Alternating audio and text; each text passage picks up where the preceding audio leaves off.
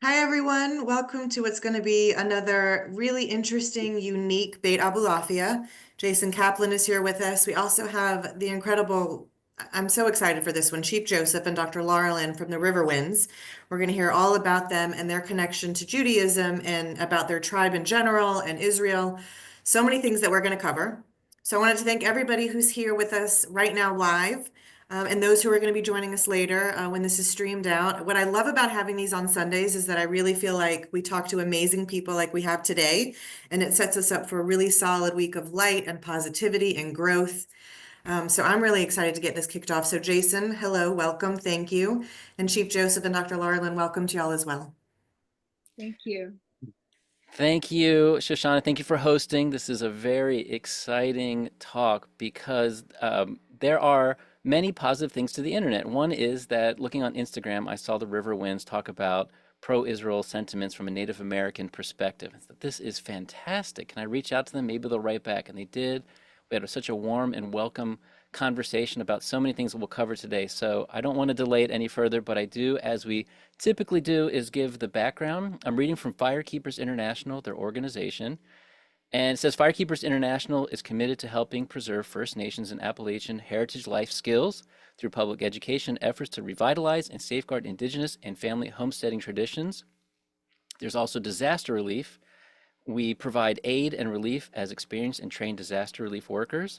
And then also, to more of the point of what we'll be doing today, is we'll be, let me just admit, we'll be admitting more guests as we talk. We are a Zionist organization supporting the Jewish people and Israel's right to exist and defend herself in a world of climate of anti-Semitism. We are partnering with Jewish populations at high risk of victimization and violence to aid in resiliency and education, affirmation in their indigeneity to the Holy Land. We enjoy sharing the beauty of our indigenous cultures, traditions, stories, knowledge, and resources, and goodwill.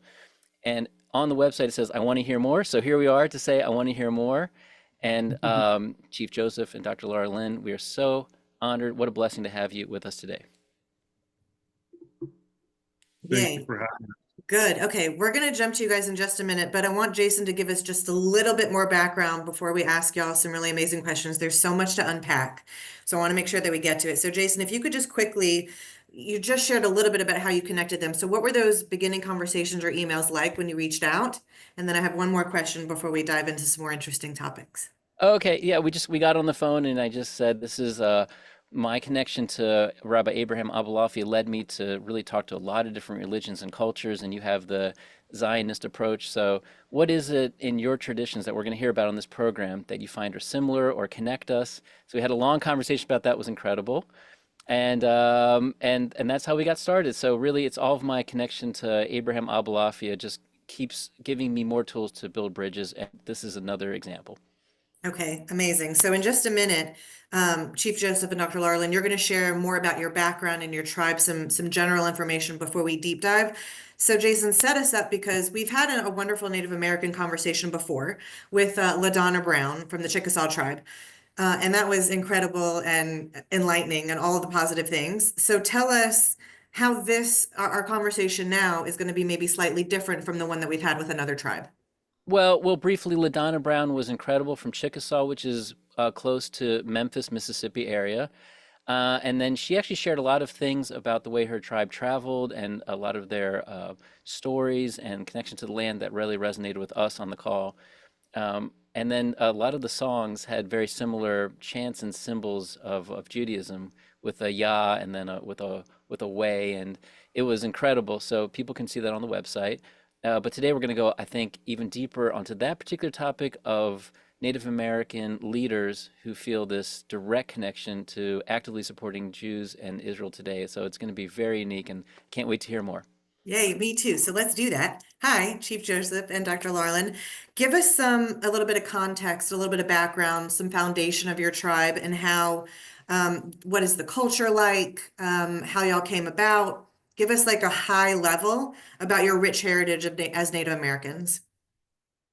Sure. Well, can we start with our traditional introductions? Please. All right. Taigwe, Daka Kasike, Naboria, AmaHura, Daka Tais Boriken, Daka Wariwo Hagwa, Da Duho, Guatu Hayuya Yukayeke.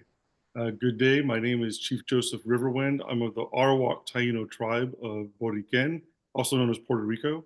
And I extend greetings from myself, my principal chief, Cacique Yukibo, and our island Arawak nation. Many blessings to you. So Shalom Aleichem, Ani Yosef Roshevet Shalom, Nahal Ruach. Um, Keep going. This is great. I'm loving this. I'm all in. I'm all in already, and it's been like 2 minutes. Dr. Shio, Laralyn, share something with us, would you? Shio kanikti la yeline ekwani unole da kodoa. Titale ki kanisita. Adila da wodi da ga adanto da kodoa. Dohiges esti. Uli helisti. Shio, let me go to Hebrew.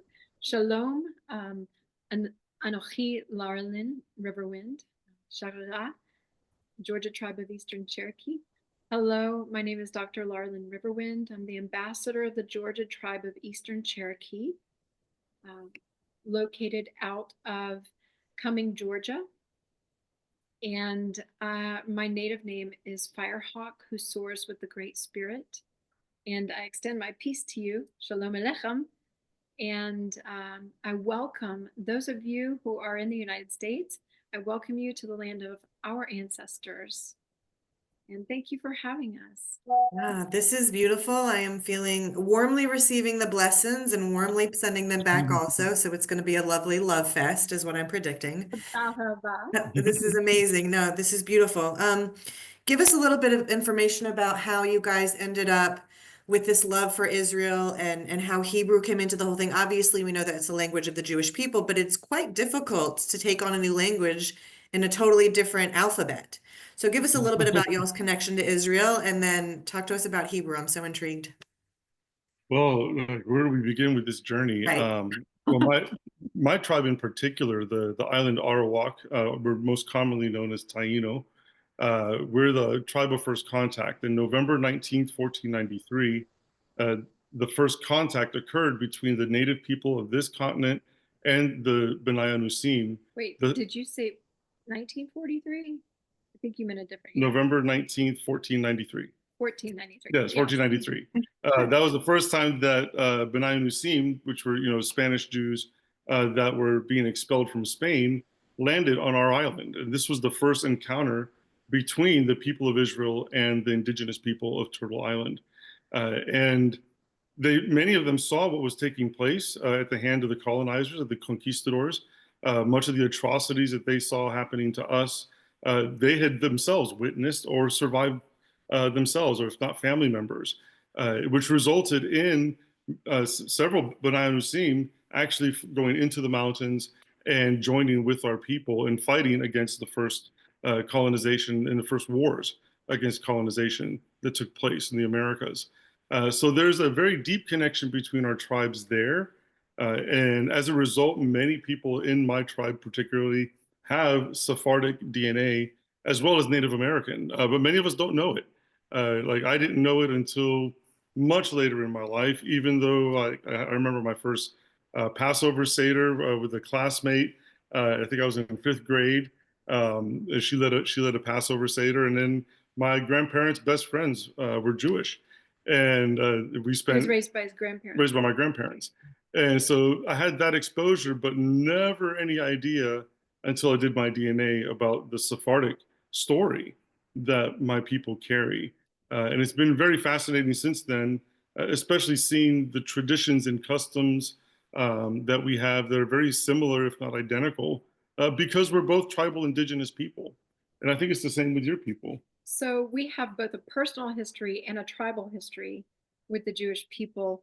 My personal history belongs, a lot of the credit belongs to my mother, who from a very young age was very mindful of Israel, loved Israel, always was talking about Israel. I didn't understand why my mother had this fascination and love with some place that she'd never been, and was all the way on the other side of the world. But I knew it must be important and special, and so that seed was planted from a young age. Now, my tribe comes through my father's side, and the Cherokee people, I suspect, have a much, much more ancient connection. I'll put it that way. One that I don't like to try to define because I feel like it belongs to the Jewish people to set an understanding of what the official way they want to describe it, you guys want to describe it, might be. But I will say that prior to Christian missionaries coming to this nation and colonizing here on what we call Turtle Island, we had a seventh day of rest. We carried an ark into battle. We had cities of refuge. We had 7 festivals a year. One of them was called the Feast of First Fruits. Another one was one that we sat in arbors and celebrated for 7 days in the fall. And there are just so many things. We had a family of high priests. We had, it's just too much to describe. Yes, eating pork was punishable by death during some time periods. It's just been a lot of similarities that really are just too much to describe in such a brief time. But our personal understanding of the Jewish people has been nothing but reinforced since we really became close advocates for your people after our first trip to Israel in 2017. In Was that- 2018, yeah, Yeah. sorry. Go ahead. In 2018, yeah. In 2018, we were invited to go through a Shagarim ambassador training program. Training program. And it was a 2-week program, so we did that, and we were made ambassadors by then MK Yehuda Glick, Rabbi Yehuda Glick at the Knesset. And we And were Israel's 70th birthday at the juncture between Jerusalem Day and Israel's Amazing. 70th birthday. and we've been doing advocacy already Day. before that. When we both, we grew up in different ways and in different spiritual environments, and we came to a place where we started studying the Torah. Just wanting to see, well, what are the deeper things of the faith that we both, walked in, been exposed to. And as we were studying that, we started realizing, hey, a lot of these things are things that our tribes actually used to do before Christianity came and had us stop doing these feasts, these festivals. A lot of the teachings of our ancestors that I'm looking at new moon gatherings and full moon gatherings, and I'm like, we still do this. This is so tribal. This is so indigenous. And so in 2018, we started bringing indigenous leaders and elders and spiritual leaders from different tribes here in the Americas to Israel. But it was a very different type of, it wasn't really a tour. We were bringing them to connect with your people at moshavs and at kibbutzes and to have Shabbat dinner at somebody's home and to hear the love of your people's story for the land. And that has actually changed the hearts of Native people who were once very anti-Israel, anti-Jewish, anti-Semitic, to where they're like, oh my gosh, this is a story of hope for us. They've returned to their ancestral homeland. They have their sacred places back. They have their language. They have their people, their traditions, their customs. So from some of our tribes, we'll never get our homeland back. So that story of hope that your people have is something that we bring to Indian country, and we love doing it. And that's in a nutshell the story. Don't say never, because we believe that one day Messiah will rule and reign, and that things will have restoration. Tikkun olam. Mm-hmm. That's right. Yeah, agreed. And I'm so surprised and impressed because I wouldn't have expected that we had so many commonalities between y'all's tribes and what we do as Jews. So, and I appreciate the history lesson too. So we've talked a little bit about some tangible things, right? The festivals that we celebrate when it's Rosh Chodesh, you guys have been to the Knesset, all those things. Talk to us a little bit about something that's not so tangible and the spirituality aspect of it and how you guys connect to Judaism from a place that we really can't see. Okay. Well, I would be remiss in not mentioning that there may be some type of DNA connection. The Cherokee people are known to carry haplogroup X2, which is only found in among Cherokee, among the Great Lakes region area, which is like the Anishinaabe, Ojibwe, Chippewa people. And it draws back in its origin to an area in Israel known as the Galilee. Yep. And so it, that is a very interesting genetic connection that we have. We also have a spiritual connection personally, and we try to be very careful about the way that we discuss spirituality when we interface with the Jewish people, because we have a lot to learn from you guys. We feel like that learning is overwhelmingly, we would love to receive, but we also are transparent about our beliefs. And what spiritually draws us to Judaism is the fact that we have our chief rabbi is one who we call Mashiach, and he came from your people. And so while we would not describe or label ourselves as Christians because we don't participate in a lot of the paganism that we see rampant throughout Christianity. And we find more of a connection with our traditional ways and with what's in Torah. And it's just a really easy fit for us. And coming from a cultural and spiritual perspective, as Native people, just like with your people, you can't separate the creator from your culture or from your tradition or from your customs or from your ceremonies. And that's something that, growing up, I grew up in a non-Christian home. My grandfather was traditional. My grandmother was a non-practicing Catholic, and that's where my Benai Musim heritage was coming through. These things weren't anything that I was really exposed to, but the understanding of the Creator is a part of everything, in our songs, in our ceremonies, in our language, in our traditions, in our customs. And then going and learning about your people and saying, wait a minute, this name in Hebrew, we sing this name in our songs. Or multiple of the names, actually. Yeah, there's multiple names that we've found that I'm like thinking in our traditional ceremonies that will never be recorded or never be, it's like you're very closed. And I'm sitting here hearing the same names. Yeah. And also, speaking of names, to finish being completely clear, because we feel it's important as a scientist, I feel it's important to give credit where credit is due. So when we pray, we would pray in the merit of Yeshua. So for full transparency, he is the one who brought us into understanding the beauty of the Jewish people and the love of Torah. And the amazing, he was an amazing introduction to the beauty of your people. And so that's spiritually how we're connected.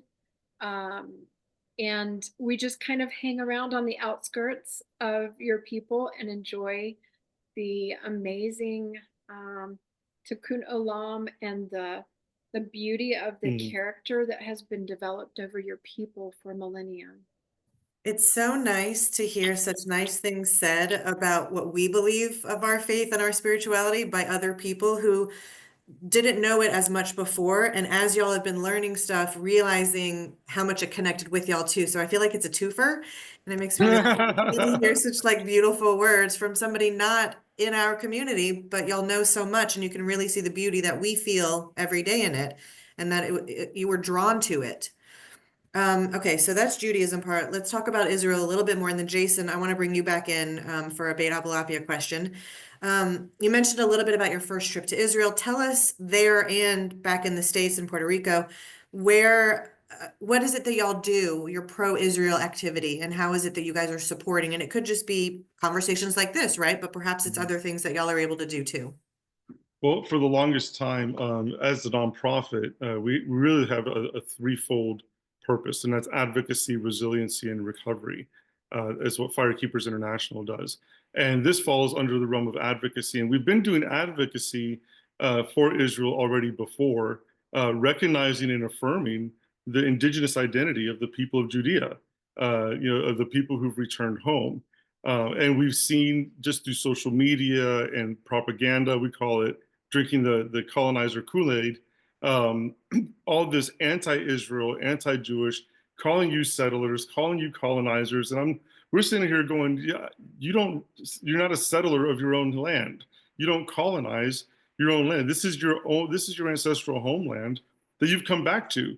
And the land itself, it's almost like daily the land is speaking, saying, oh, look, here's more proof that these are my people and that they've returned home.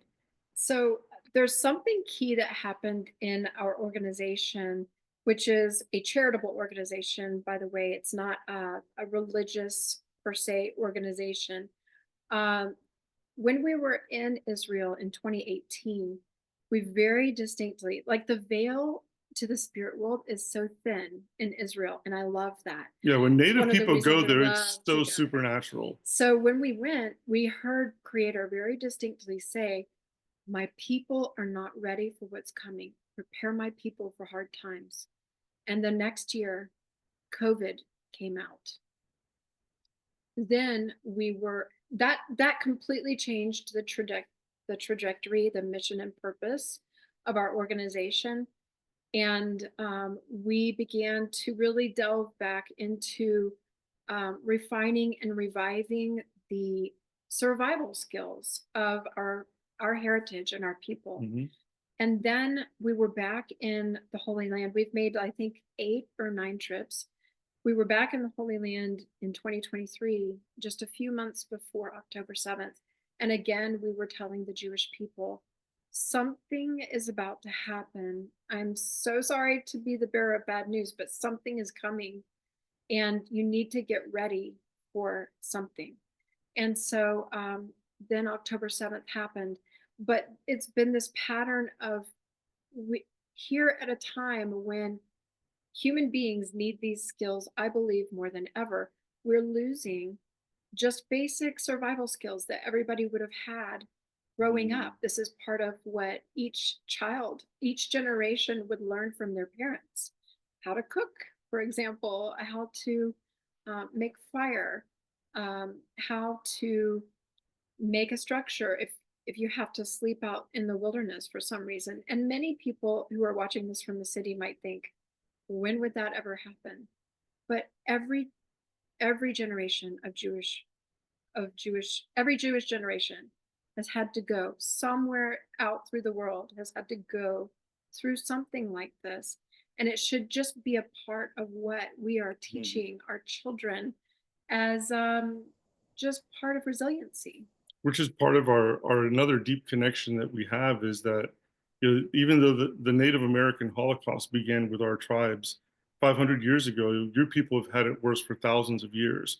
And we have a connection of that trauma of all of us being the descendants of survivors of genocide. And that's another thing that through our advocacy, when October 7th happened, we sat Shiva with your people for a year and stopped everything that we were doing and just traveled to the consulates, to the embassies, to the East Coast, to the West Coast, and met with communities, to your people's communities, to meet with leaders in your communities, like the Jewish Federation, Stand With Us, just to let you know that you're not alone, and that even though there's others who try to false trauma bond with what's taking place, we stand with your people. We understand the indigeneity of your people, and we paid the price for it, and we don't care because we know what's true and what's honorable, and we never imagined that we would see these things happening again.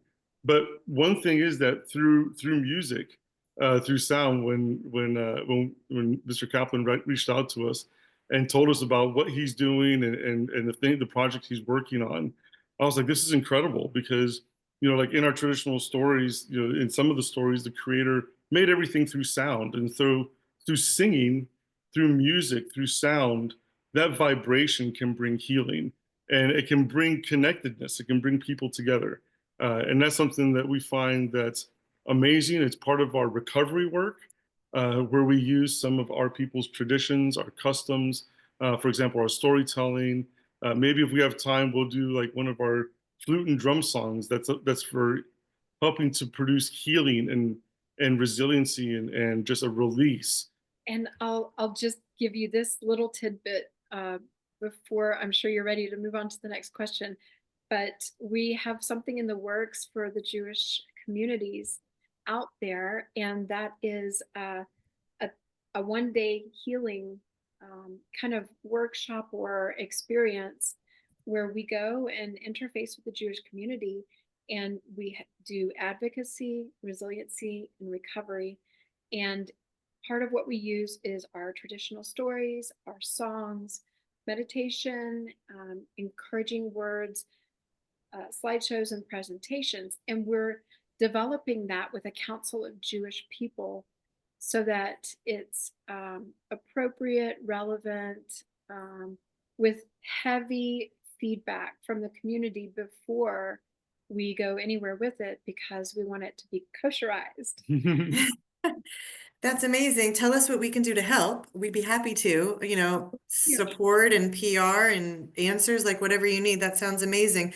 I just find it so interesting that y'all are all in, and that I loved what you said about how there was a thin veil and you felt the spirituality for Jews, and I think I can speak for a lot of us that we step on the land of Israel and we feel like we're home, and it is just something intangible. You can't see it. It's just all within us.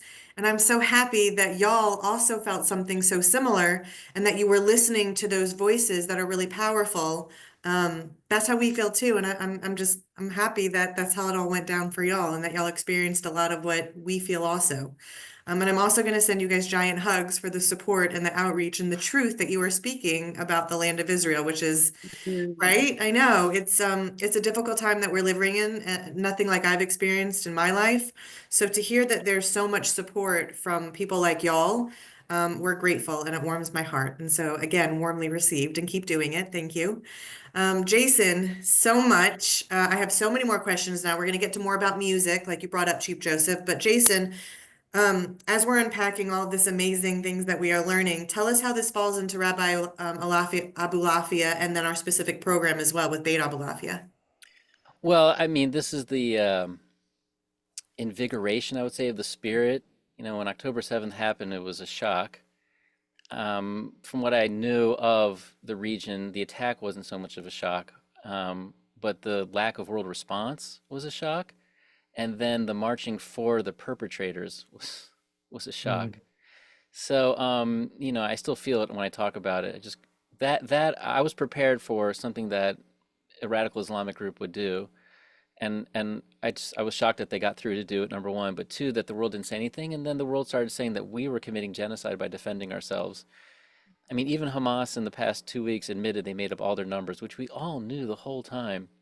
So to focus on the positive in that situation, when I was on the phone with Dr. Laralyn and Chief Joseph, and they were explaining some of these concepts to me, I mean, I felt a piece of my soul come back, and it's not really an exaggeration. I really felt that here are the most loving, kind, human, spiritual people that are part of the human family, but I would see even a tighter circle of those who love the Jewish people and love God, and I, as a Jewish person, love them. It's a two-way street. So how it comes back to Rabbi Abraham Abulafia is that I was growing up in sort of a milieu, an environment where I wasn't so aware of my Judaism. I got more involved with it in college, but part of the Orthodox Jewish life reflects the persecution, meaning we kind of kept to ourselves. And as I got more involved with Orthodoxy, it was more tighter into the Jewish world, which I do love, by the way. But I needed some way to go out to all humans. And you saw how careful Dr. Laralyn was about the Mashiach concept of Yeshua and those things that, of course, we don't have in our traditions, but we do share the idea of the Creator. And Rambam famously said that the idea of Jesus and Muhammad was to pave the world with the concept of Jewish ideas and Messiah throughout the world. So he said it his way, but I like the beautiful way Dr. Laralyn said it about here's our approach, here's how we learn, here's our tradition. I want to be careful the way I explain it. I mean, could you ask for anything more on a Sunday in terms of growing your soul and your spirit? So my connection is that Abraham Abulafia, the great Tzaddik and rabbi from the 12th century, the 13th century actually, he said there's a way of combining Hebrew letters. So I put it to notes, and then I can reach out to people and say, let's pray together and let's have meditation together through music. And you have your traditions and I have my traditions. So we know that they can be different, but we share the same creator and the love of the land of Israel and love for each other. So that's why this is a whole unique piece to our program today, because we've had different people of different traditions, Sikhism and different rabbis, different Native Americans who've all given us wonderful interviews. But for someone to come in and say, this is our direct connection to the Jewish people, and we're all created with a godly soul and created in the B'Tselem Elohim, the image of God, and this is how we express it. It's amazing. So Baruch Hashem, as we say, and it really elevates this program to a whole new level, and I hope it elevates the profile of the RiverWinds as they go on their projects.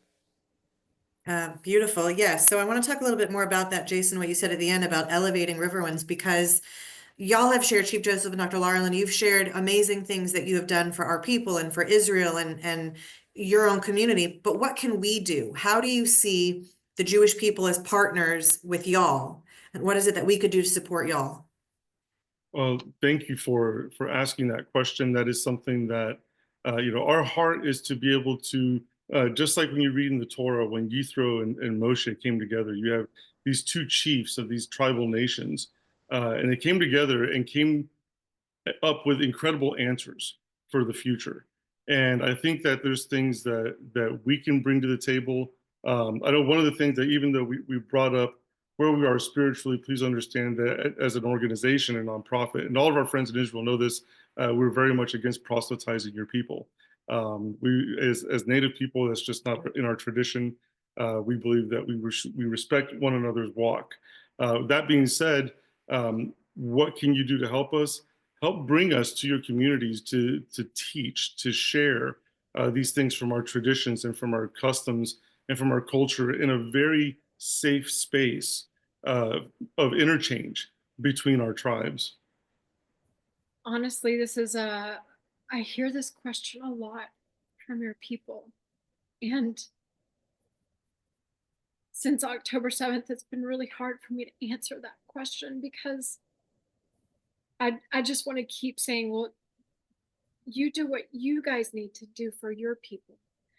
But there did come a place in our organization where we realized we're about to have to fold shop up because we just, for that year that we set Shiva with your people, we did not accept a thing. And how could we, and we just want to be there for you guys and to partner with you somehow, because what we heard over and over again was, where are the voices of our allies? Why is everybody quiet? And I want to draw your attention to something. If you remember back the first week after October 7th, I don't know about you guys, but I saw all over the news, all over news outlets that are typically very anti-Semitic, I saw pro-Israel, pro-Jewish slants on things. I heard people saying there's no excuse for this. I heard people speaking out again in outrage against what happened. For 7 days, that is what I heard. And it brought such hope to me for people standing up against this. And then it was like a light switch. Then it was just like you didn't hear it anymore. And I really believe there was a concerted effort among media to shift what was getting the attention. I think that if you will remember back to those times, go back and search out the news articles and the things from then, you'll be able to know that there are people out there speaking up for your people. There are voices out there. They're just not having the microphone. Mm-hmm. And so help us be able to speak to your people. If you trust us in a way that we're approaching in a good way, then we would love to bring this program, which we think would be healing, It's not quite ready just yet. We have our first council meeting with the Jewish Council. We call them our sages because we get wisdom from them. And we're going to get a name for the program, and we're going to share with them all of the ideas, and it's going to be refined over the next probably month. It And then it'll be incorporates out. it incorporates our music. It But it's incorporates official. storytelling. A lot of the ways that we customarily deal with trauma and PTSD. So really, just invite us to come and just be able to share what we have, what Creator, the gift that He's given to us, to be able to share with your people. And also, so that you know, our interface with the Jewish people is through our website, firekeepersinternational.org, because us personally, we have been teachers. We were born from generations of teachers and spiritual teachers. And so we delve into our own spiritual beliefs, etc., through our other website, which is our personal names. So we try to direct our Jewish friends to firekeepersinternational.org. And by the way, what we do on our spiritual personal pages and what we teach is basically teaching Christians to love Jewish people and teaching them that this was not some religion that popped up overnight. That, you know, by the way, this man who you're calling Messiah, he was a Jew, and he wants you to treat his people well. This is amazing. I did not expect all of the emotions as deeply as I'm feeling what you are saying, and I'm so appreciative. This is like a wonderful therapy session on a Sunday. It's lovely. And yes, we see you and we hear you. So we wish you the best as you finish off that program, and then you stay in touch with us, and then we work together to share a little bit more light and positivity. Y'all have mentioned a couple of times storytelling and music, and those are both huge in the Jewish faith also. They're another one of those big commonalities that we share. Talk a little bit about y'all's traditions with storytelling and music. Well, music is also one of those things that's a part of everything in our culture. We have a song for everything, a song for traveling, a song for being musicians ourselves. Songs for planting. You have songs for when you're planting, songs when you're harvesting, songs for the rain, songs for when the rain comes, songs for when the rain goes, song for when the sun rises, song for when it sets. There's a song for everything in our culture. It's another really cool similarity. My people had a going to water ceremony and a going to water song, and every morning as the sun would rise, we would go into the river and face the east, and we would immerse 7 times while singing a song that your people told us that one of your sages, when my husband was singing it at the Western Wall, said was a form of ancient High Hebrew that translates into "I belong to the name." And he translated it perfectly because when he walked up to me, we knew what it meant. And when he walked up and asked that song, it's a song from your tribe, and he said what that about the. And it's not in modern day Hebrew. It was absolutely amazing encounter right there at the hotel, and he translated the song perfectly. But that's a song from her tribe's tradition of immersing completely in living waters, 7 times facing the east, making this proclamation. So there's a song. Again, there's a song for that. There's music in everything. And I heard you mention that one of the other Native people who came on talked about the name in our songs. There's also a stomp dance song, actually more than one. There are multiple stomp dance songs. It's how you begin the songs. That begin with Ehiye. I can do it. Give me a rattle. I'm going to show you this. Yes, please. Yes, we like live demos. Let's go. Let's do it. So stomp dance predates powwow. Powwow is a very what we call pan-Indian custom, meaning it's a custom that many tribes, there's people that grass dance, fancy dance. These are really customs that are from the Plains tribes. But many tribes have their own traditions and customs. Stomp dance being one of the ones from the Southeast. Both of our tribes have stomp dancing. And what's really fascinating as we just started studying the Torah, started studying the tradition, started studying the songs and the instruments that were used, we came across a passage where Creator is speaking to Moshe, and it's the first time that he reveals his name. And when we read this in the Hebrew, we were floored because in the stomp dances, now the stomp dances are very ancient. Their stomp dances are done according to different cycles. There's one every new moon. There's stomp dances every night during the 7-day Green Corn Festival when we have the arbors built. And the song starts. Harvest Fest. Yeah, yeah. And I'm gonna sing the response back, although that would not typically be what I would sing. It's sung by the other men. Because it's a call and answer song. The women would have shakers on their legs that create the rattle rhythm, which is this really cool rhythm that happens. So imagine there's a fire, crackling fire, you smell Which is a cedar. sacred fire It's that a has to sacred be fire. passed down.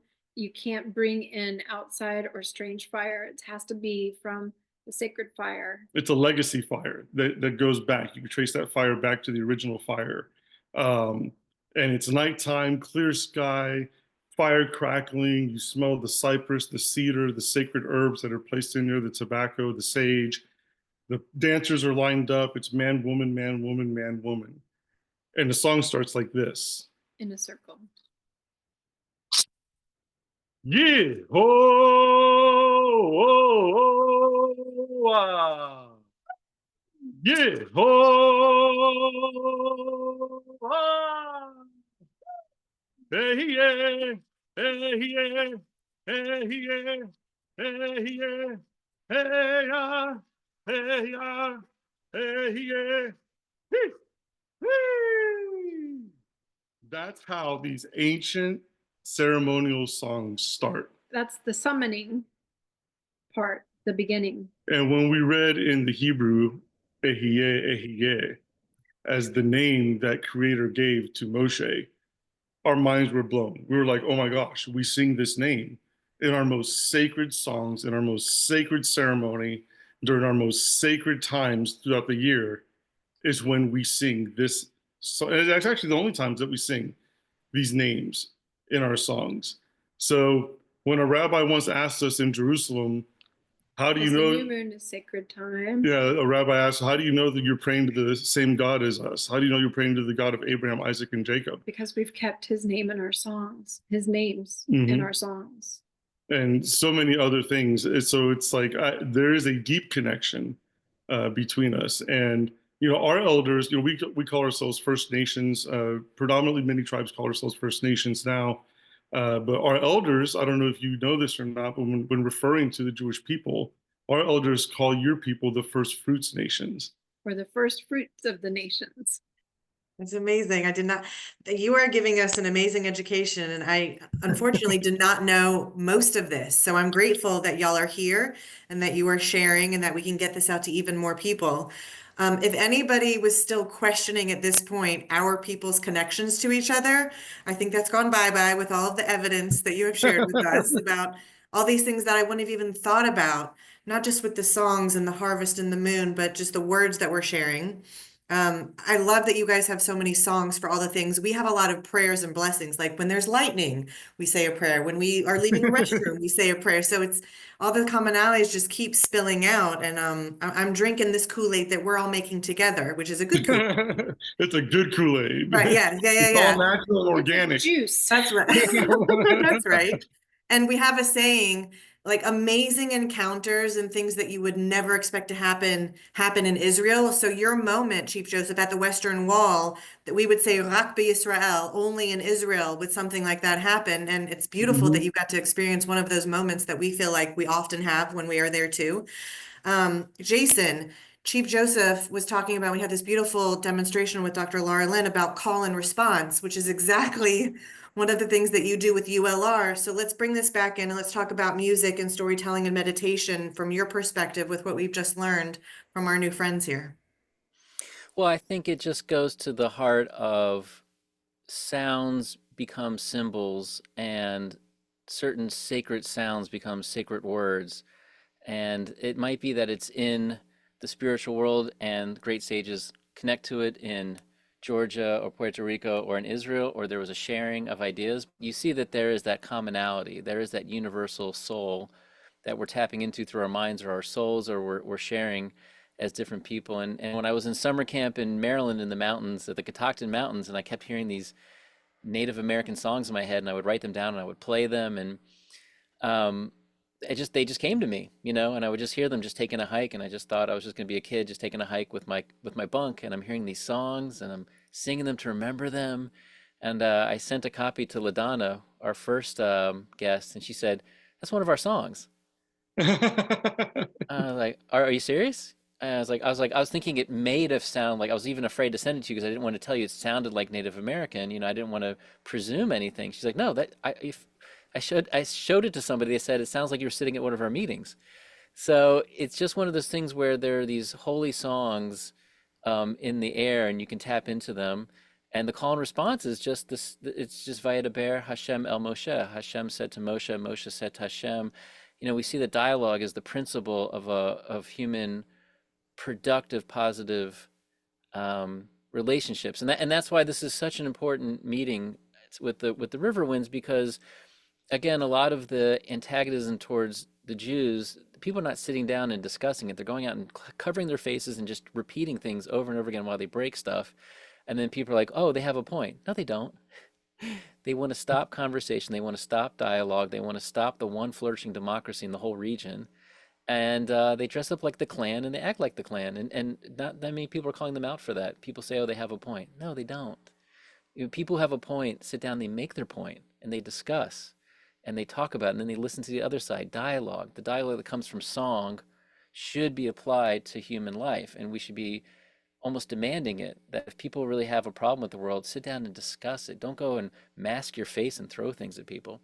I don't even know why we have to cover that in the age 2025, but for some reason we do. And the second point about that Israel is our indigenous land, and the Islam colonized the whole area in the 7th century. That doesn't mean we don't make a resolution with the people there, and we don't work on it. But when the UN said in 1947 or 48 we're going to be two lands for two people, the Jews accepted the plan. And it was the Arabs that sent in 5 to 6 armies. So I don't we need to get into too much history here. It's just that when Jewish people have said to me, "You can't trust the nations of the world," I say, "I hear where you're coming from. Historically, I hear where you're coming from. It's not every nation."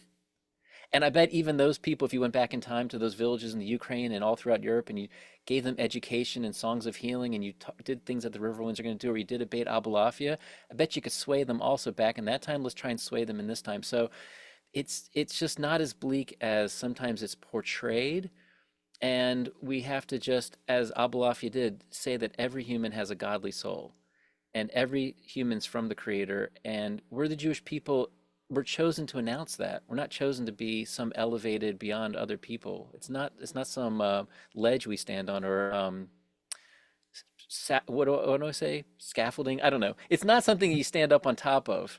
We're in the circle of all humanity, saying all humanity serves the Creator and everyone has a godly soul. So that's why I think music is so important to come full circle. Is dialogue has to be the principle of flourishing human interactions, and the dialogue that you just heard there is so sacred when I hear them do the call and response, because that's the way forward. Right. So would y'all say, Chief Joseph and Dr. Laralyn, that music, from y'all's experiences with your heritage and culture, is a way to peace? And then I'm going to give you another one based on something that Jason just shared also. When there is so much pushback, and younger generations these days are taught the reverse of the morality of the conflict that the Jewish people are dealing with, what is y'all's approach and perspective to sort of get people going back on the right track? So I kind of two different questions jumped into one. Music as a modality to peace, it can definitely be achieved, but of course, it all depends on who's willing to receive that. It's kind of hard to justify any type of movement when you kidnap babies.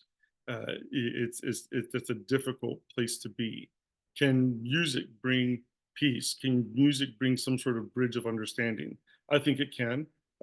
We've seen many times where music or music projects have been done to bring people together from different nations and different cultures and places.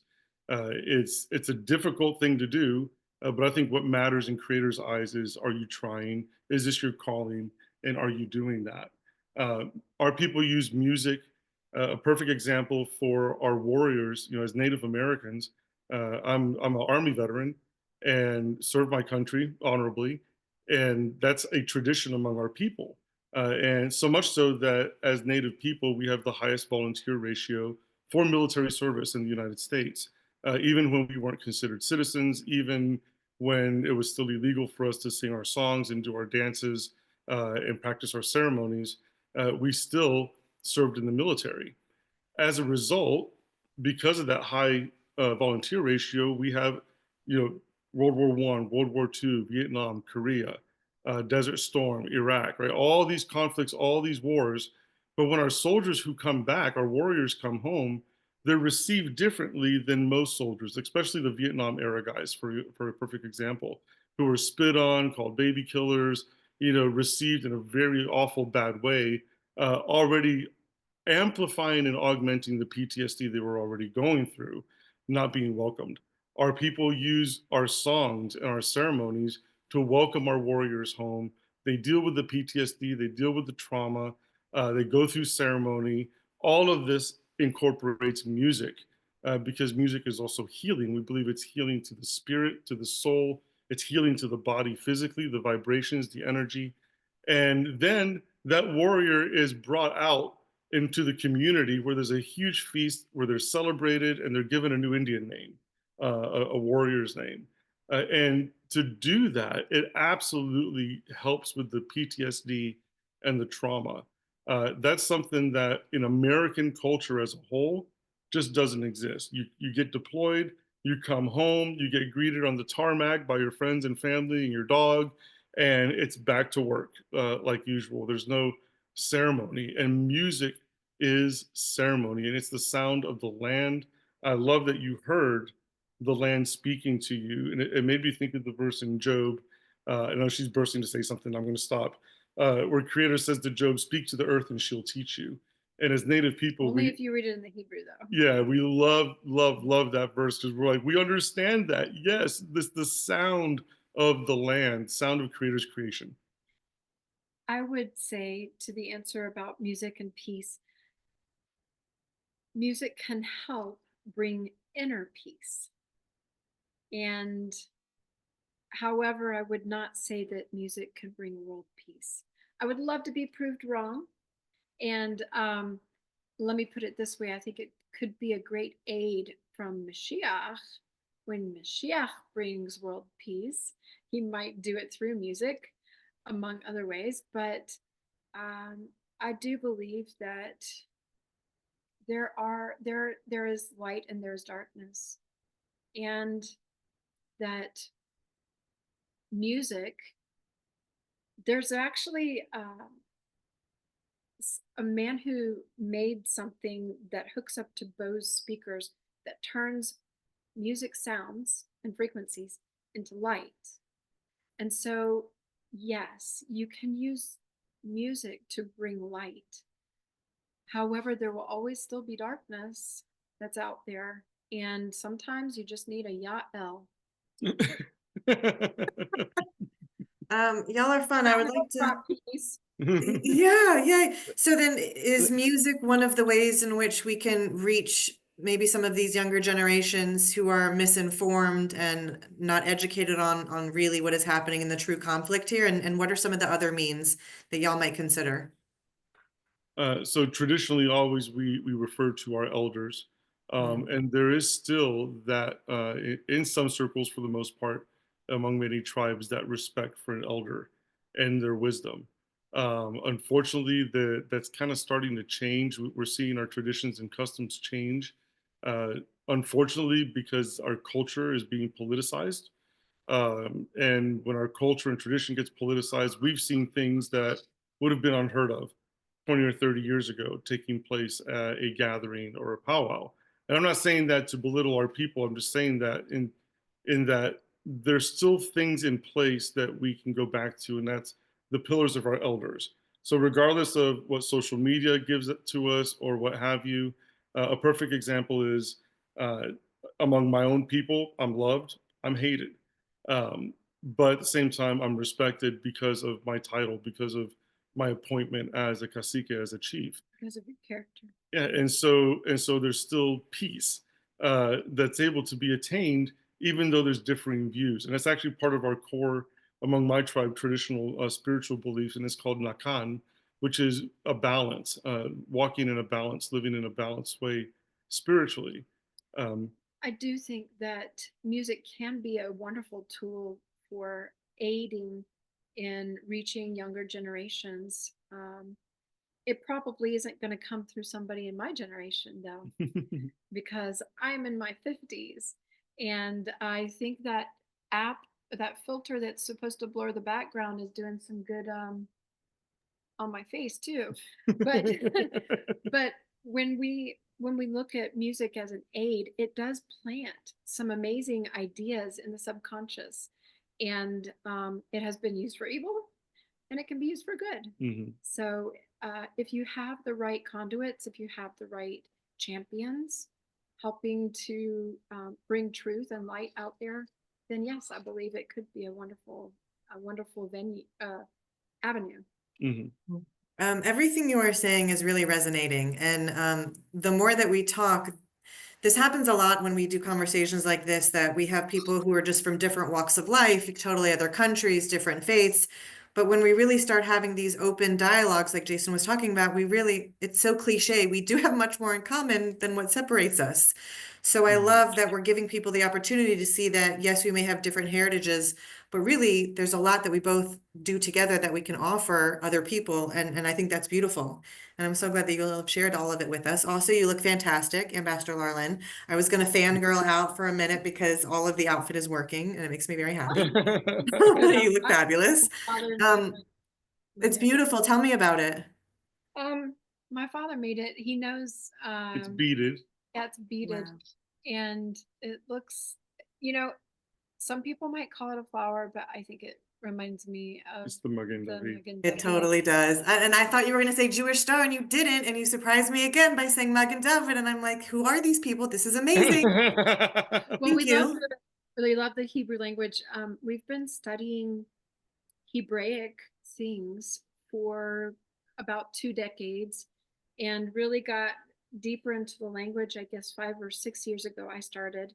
Mhm. And so we find a lot of, I love to study the Paleo Hebrew, that what they call Proto-Canaanite, but I don't think that's a good term. And just some of the deeper pictograph, hieroglyphic type studies of it, and the numbers. I'm a numbers person. The musical notes is your people's It's language is amazing. so rich, and how, I mean, like, we're counting the Omer with you, and it's just amazing how the numbers and the gematria of the language point to creator, because when we look at people, not everybody processes things mentally the same way. And so when you can point to creator with mathematics, you're reaching a whole group of people who understand the language of math. And so he knows how he creates us, and he knows what speaks to us. And when you talk about the musical notes, you're reaching a whole group of people called the Kaplans. When creator speaks through music, and the fact that each Hebrew letter has a music note that goes with it, it's just simply amazing. Mhm. How And- mathematics plays into music. And we find the same instruments in our culture. A perfect example is Miriam and the hand drum. She sings what our people call a victory song, and I think that's absolutely incredible. And the flutes, I mean, there's just so much of our culture. My Torah parsha of my birth is the Song of Moshe, and the Haftarah is the Song of David. And so when These are the things that we love to learn from your people. We're like, oh, we would have never learned this. This is so cool. I thought my whole life I was a Virgo until I understood the Hebrew calendar. And then I'm like, oh my goodness, I was born in Tishri and now I'm a Libra. And And not she's only all that, about justice. but I was born the 10th day from the new moon on Tishri. In the Hillel calendar, it was the 8th of Tishri, but when you look at the moons, it was the 10th day, and I was like, wow, no wonder I'm such a black and white type of person. Y'all are amazing. I give you so much credit for being thirsty for knowledge and connection and spirituality of something that you might not have grown up with, but is still around and makes sense for y'all, just like us learning about y'all is just as beneficial for us. So I'm so honored to have met people like y'all. You're really doing some amazing work. It's really impressive. We're gonna wrap up in a minute or two. I do want to do that little drum and flute demo if y'all are still down for that, because I think that would be amazing. Jason, as they're sort of getting prepared, and maybe we'll finalize after this with one last question for the RiverWinds. What has this conversation felt like for you? And what do you feel about the future of Israel and Judaism and our connections with these beautiful people that we're learning about today? Oh, it's just been incredible. I think I might even play my little melody on the guitar after they play their piece or before. And I also want to let the Riverwinds know if they can press the button that says original sound for musicians is off, if you can turn it on, it's at the top of the page. It'll be able to, it won't compress and block your music. If you see it's up at the top when you put, and it says original sound for musicians, if you click it, it'll turn it on, and then it'll turn the compression off if you see it. It'll just be really helpful. Original sound. Where's it at? Where's it at? Where's it It at? should be at the top right. In terms of what I feel about this is just a whole new level of Beit Abulafia. As the Riverwinds were speaking about, Abulafia was very dedicated to Hebrew as a math and seeing the numbers and permutating the letters, meaning taking the word shalom and moving it around. You can see the word Moshel in it, which means leader. So you can learn how to be a leader of peace. I agree with them that music wouldn't bring peace. It's definitely going to be people. But I think through permutation system of Abulafia, I can understand their music better. I can actually hear Bach better. I can hear their music better. I can hear the permutations going on. And I think that could happen to a lot of humans where somebody might be anti-Semitic or anti-Israel, and then they would, given a chance with permutation, say, maybe I should just rethink this instead of getting locked into this system. And that's really what we're trying to do with Beit Abulafia, is get people to say, I might be wrong.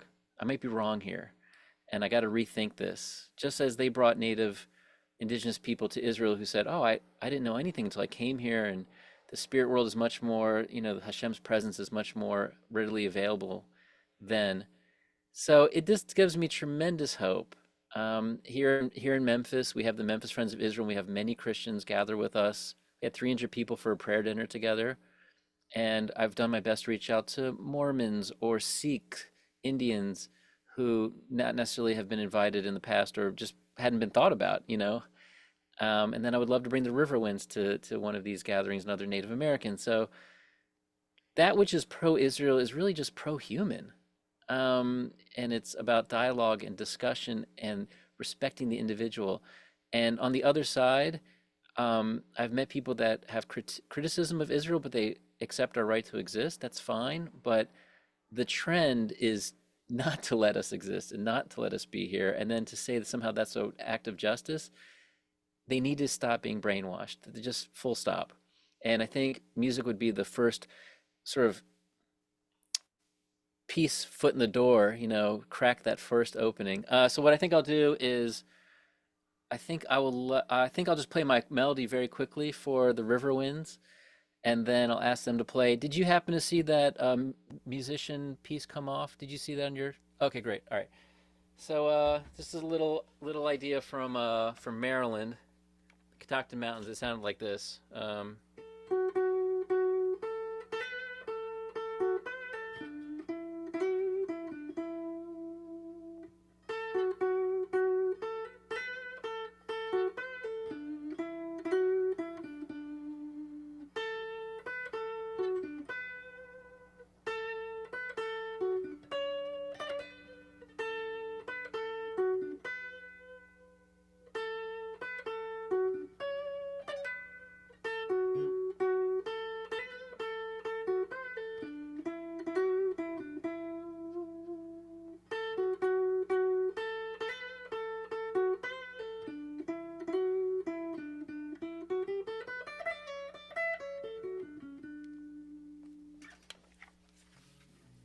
Yay. Love that. RiverWinds, please. Right? Oh, uh, oh no, hold on. Ambassador, we can't hear your audio again. I think maybe Jason, do you think when they flipped it over to the Oh, I music, don't know. it That did might have done something? it. Maybe we'll But just I go saw back. your face and your emotions, Dr. Laura. Oh my gosh, yes. You felt the things. Okay, so go ahead and play for us since it seems like our audio needs to switch back because I want you guys to follow up. I have one Oh, more yes. parting question Can you that we hear would us like to now? hear from. Oh, Yeah, yeah. now you're good. Now we Okay. can hear you. I was Go just for it. saying that was some amazing mashup of Middle East meets blues that I didn't know that my soul had always needed. Yeah, That was and beautiful. I could totally hear a native flute being played, accompanying that, and a soft drum, and so this song, if we have time, Yes, this please. okay. So our people, we pray for our songs, and our traditionally what we believe is that you pray for your songs, and Creator gives you a song so that you can give it back to the Creator. And this song, we were taken to a place where a massacre had taken place Of of her my people, and I was at the bottom of a waterfall of where this massacre took place, and I could just envision that waterfall and what it must have looked like with that massacre happening above. And I said, Creator, is there anything good that can come from this? Is there a song of healing that you can give me that I can share with the people? Because our people believe that the flute is an instrument of healing. It's an instrument of breath. It came burst out of tears. Yeah. And so I got the first part of this song, and I told Laura, and I turned around, and when I turned around to run back to tell her, hey, I got part of this song, there was a bunch of butterflies. He's abbreviating the story, but I'm making it real quick. all about butterflies. Yeah, and so I ran over to her and I was like, oh my gosh, there's these butterflies. And every time for 3 days that I prayed at the bottom of that waterfall for this song, I would turn around and there were just tons of butterflies. Now, to hear the rest of the story, you're going to have to come and see us live whenever, Creator willing, we are in Memphis. And you'll hear the rest of the story. But the song represents transformation, butterfly to our people, represents also being in a cocoon. Sometimes you go through hardship, you go through trauma, you go through things that are difficult, and you feel like you're just trapped in this cocoon and you're fighting, fighting, fighting, fighting to break out.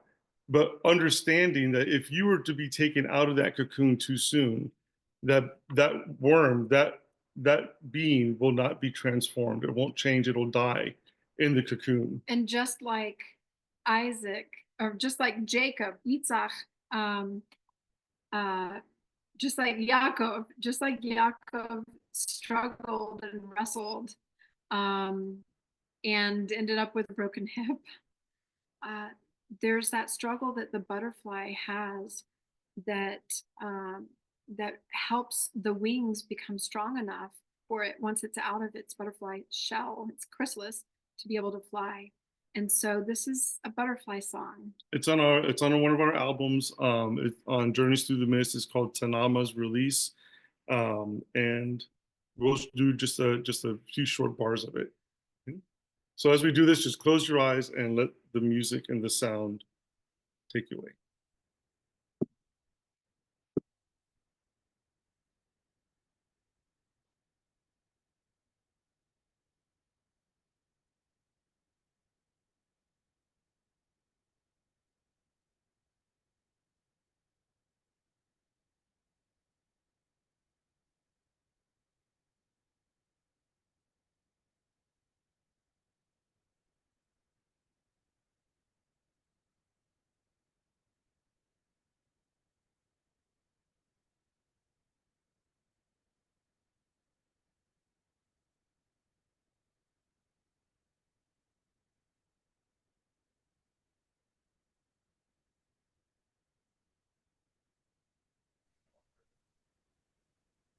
I can't hear them. Can you guys hear them? We can't hear. No, I think it's the compression of the Zoom system. You looked so beautiful while you were doing the things, though. Do y'all need to switch back over to that other thing that Jason was saying, RiverWinds? Do you know? It's You couldn't hear? Oh no. No, but I it know looks it's just so one of the beautiful. it's one of the limitations of Zoom. It has a compression system for people when they're talking. It works great, but if you turn the compression off that original sound, your music will come through, but it might have blocked your audio before. Oh We need to man. find some way to hear it. Yeah, I agree. You know Oh, what's there we go. interesting? Hey Wait, guys. there, they go Huh? there. Whatever you just did. You hear that? Yep. Do the Yes, drum. Yep. Do the do drum. that. Do the drum. Can you hear that? Didn't hear the drum as much, but try the flute again. Heard the flute. We'll So have to what come live to your place and then. This is Agreed. it. This is it. the This is it. symbolism of what just happened over the airwaves is so typical because our people, First Nations people, our voices have been like there's been a pillow put over our face. And part of that has to do with the fact that when when a nation has wronged a people, it's very inconvenient to be reminded of the grievousness. And so you know, there's kind of a brushing to the side of, you know, we don't want to hear that. You remind us, you make us feel kind of bad. And we speak forgiveness and reconciliation, but still there is something out there in the cosmos that does not want the indigenous voice to be heard. And that's including your people because you're indigenous to the whole. Yeah, I try think you're try the flute just again. Maybe we can hear a little bit of it. Okay, hold on. Let me try it. Okay. I'll give you a yeah. thumbs up if we can hear. Yeah, we may have some audio issues, but the RiverWinds are in Knoxville. It's about 6 hours away, and so I'll be working very hard to raise funds and secure some time at the American Recording Studio. Let's see if he comes in. No, it's okay. No. It's the compression system of Zoom, and but in person we have a wonderful team, Message in a Bottle team. That's a videography team. We'll definitely document it. Let me do a little bit of sharing as we wrap up today. I just want to share these wonderful pictures of the RiverWinds that they sent to me. Is that coming through? It's Right? about to. It says you're there you go. Yes. Yeah. It's just a really great picture. I'm gonna try and move this away so I can That was advance October it. 7th Memorial in Washington, D.C. Wow, amazing. Y'all We, look Amazing. incredible. we sang an honor song for all the fallen soldiers, the IDF soldiers, Mm. Wow. and we sang a song about dancing once again.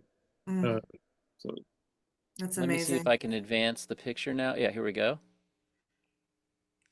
Can you zoom in a little, Jason? That's got Hebrew on it. Y'all look Um, fantastic. The shawl does have Hebrew It's on beautiful. flowers. Tell us what we're looking at. What are these traditional clothing pieces?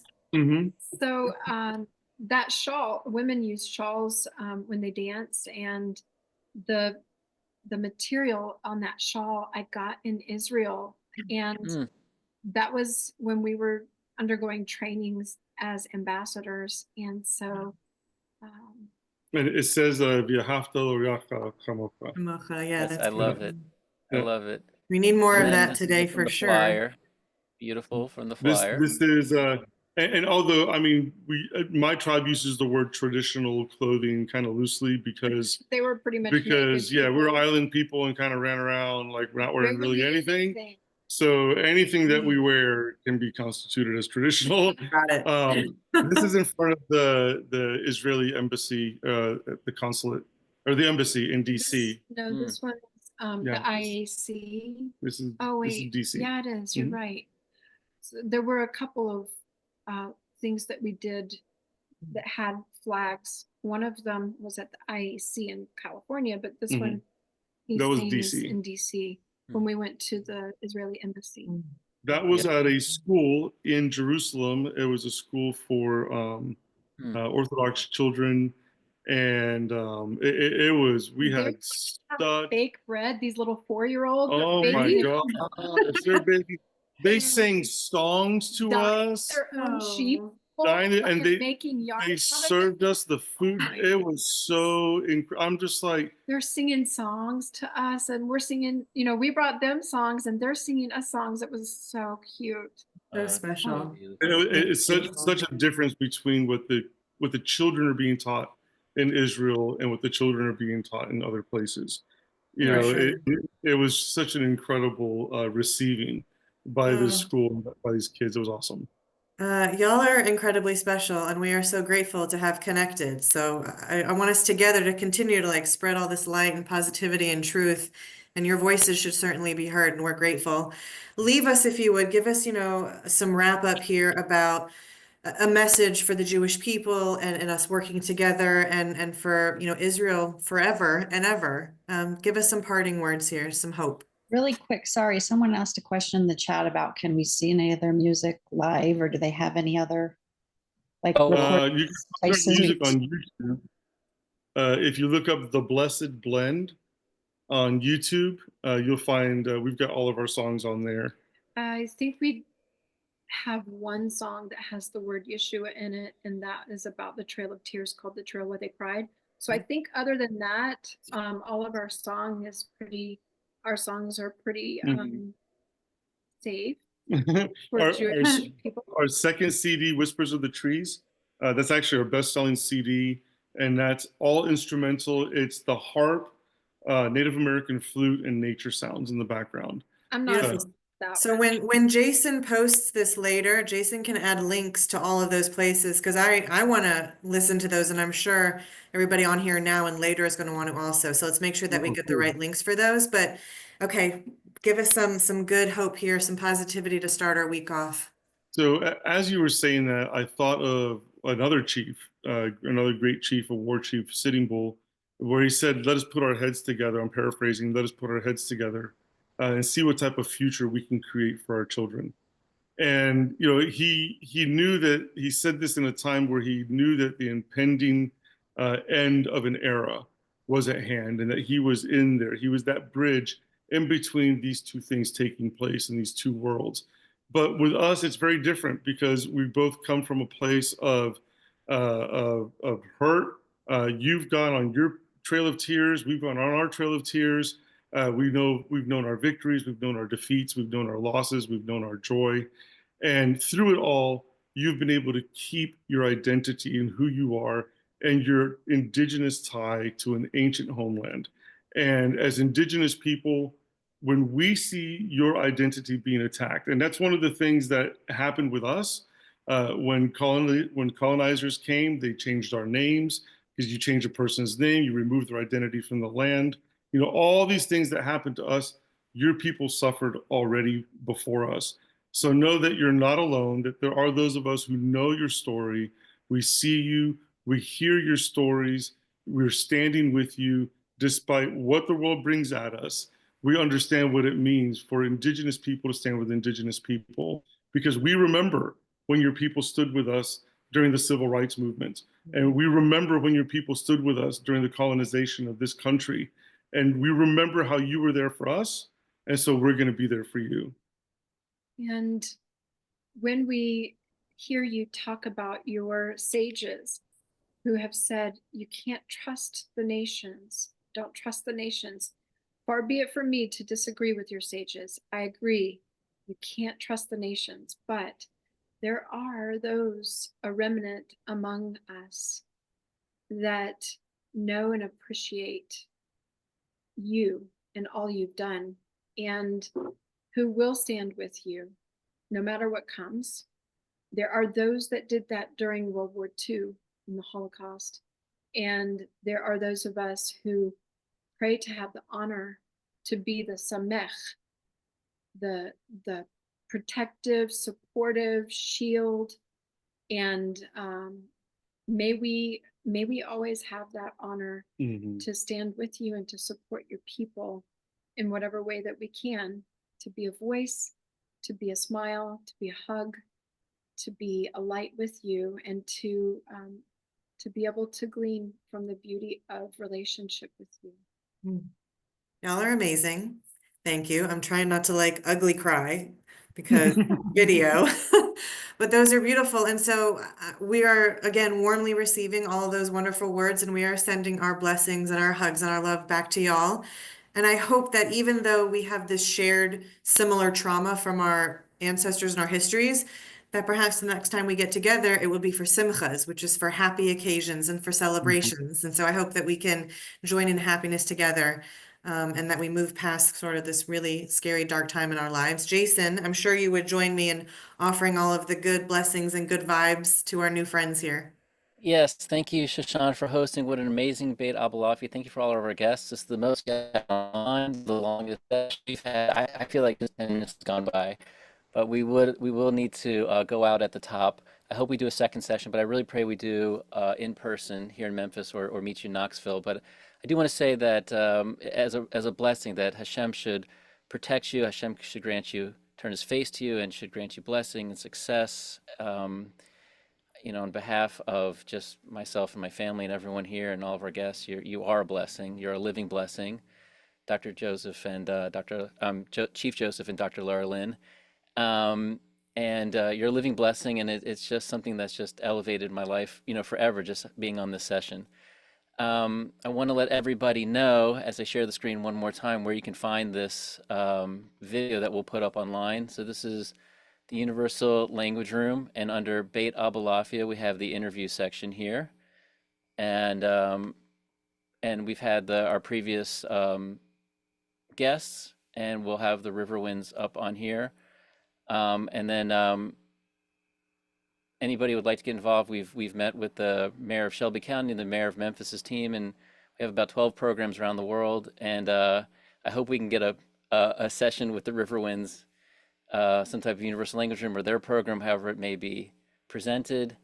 And we're hoping to really build in Israel. This is our documentary in Israel, and we have a number of groups that we're working with in Israel. So brief update there where you can find all the information. Thank you everyone for joining. And once again, to the RiverWinds, to Chief Joseph and Dr. Laralyn, thank you so much. Thank you, Shoshana, for hosting. I want to thank our sponsors, Rabbi Michal Bayo of East Valley JCC. And with that, it's just been a tremendous blessing, Baruch Hashem. And Shoshana, I'll let you have final word to wrap up what is just the most amazing session today. Agreed. All the same things that Jason is saying. I'm echoing all of it. I can feel all the things, and I hope that everybody else who's live here now can hear y'all, RiverWinds. We, again, just like y'all said, you hear and see us, it's the same. And we are so grateful for y'all and for this connection that I didn't even know that there was. And now I feel like it's just going to be giant and explode from here in the best way that it could. So we're grateful. Thank you, everybody, for tuning in, RiverWinds. Thank you for being incredible guests. Right? I love it. Yes, all Very of the good. love. Bye.